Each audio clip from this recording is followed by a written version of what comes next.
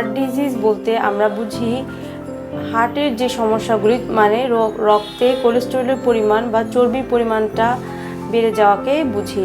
আমরা এক্ষেত্রে চর্বি জাতীয় খাবারটাকে অ্যাভয়েড করব, যেমন ঘি, পরোটা, পোলাও, বিরিয়ানি অর্থাৎ তৈলাক্ত খাবার যেগুলো আছে সেগুলোকে আমরা আমাদের খাবারের তালিকা থেকে বাদ দিয়ে দিব এবং চেষ্টা করব যেন প্রতিদিনের খাবারের মধ্যে শাক সবজি, মিষ্টি জাতীয় ফল, টক জাতীয় ফল, বিশেষ করে আমাদের যে সিজনাল দেশীয় ফলগুলো আছে সেগুলো আমাদের শরীরের জন্য খুবই উপকারী। হার্ট ডিজিজ হলে যে মিষ্টি ফল খাওয়া যাবে না এটা কিন্তু একেবারেই ভুল।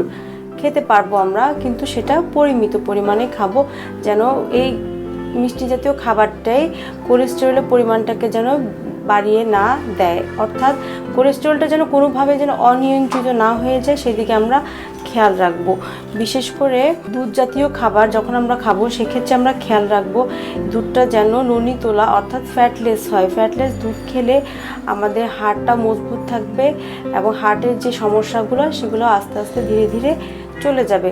হার্টের পেশেন্টদেরকে আমরা মূলত লক্ষ্য রাখবো তারা যেন তেল জাতীয় খাবার, যে সমস্ত খাবার থেকে তেলের উৎসটা আসে, যেমন গরুর মাংস, খাসির মাংস, ডিমের কুসুম, মুরগির চামড়া, তৈলাক্ত মাছ অর্থাৎ সম্পৃক্ত ফ্যাট থাকে যেসব খাবারে সেগুলো আমরা অ্যাভয়েড করতে বলবো।